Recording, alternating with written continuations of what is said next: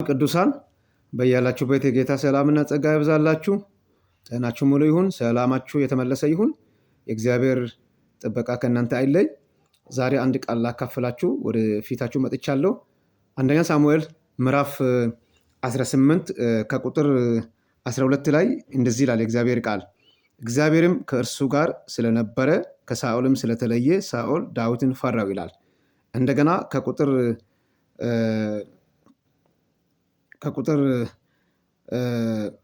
28 ላይ ሳኦልም እግዚአብሔር ከዳዊት ጋር እንደሆነ አየ፣ እስራኤልም ሁሉ ወደዱት ይላል።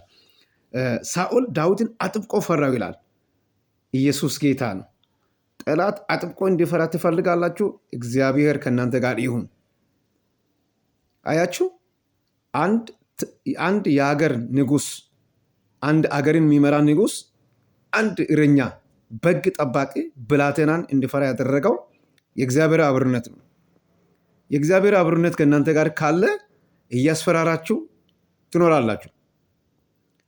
ሳኦል በብዙ ወታደር፣ በብዙ ሰራዊት፣ በብዙ ስልጣን የታጀበ ሰው ነው። ዳዊት ማንም ጎኑን አልነበረም ከእግዚአብሔር ውጭ። በቤተሰብ በእናት አባት የተረሳ በወንድሞቹ የተጠላ ሰው ነው ዳዊት። የበግ እረኛ ነው። ሁሉም እረስቶ ግን እግዚአብሔር ከዳዊት ጋር ስለነበረ ውጊያ ሜዳ ሲገባ ድል የሱ ነው። ቤተ መንግስት ሲገባ ድል የሱ ነው። ንጉስ ይፈራዋል። አያችሁ፣ በሰው እይታ ማንም ዙሪያችሁ ላይኖር ይችላል። እኔ ዛሬ አንድ ነገር ላውጅ ፈልጋለሁ። እግዚአብሔር ከእናንተ ጋር ከሆነ እያስፈራራችሁ ትኖራላችሁ። ኢየሱስ ጌታ ነው። እግዚአብሔር ከእሱ ጋር ያለው ሰው አይፈራም፣ እያስፈራራ ይኖራል። አንድ ምስጢር ልንገራችሁ። ብዙ ሰዎች በዚህ ምድር ላይ ብዙ ሀብት እያለ፣ ብዙ ስልጣን እያለ የሚፈሩበት አንድ ምክንያት አለ። እግዚአብሔር ከነሱ ስለተለየ። እግዚአብሔር ከአንተ ስለይ ትፈራለህ። ፈሪ ነህ። በቃ እግዚአብሔር የተለየ ሰው ፈሪ ነው።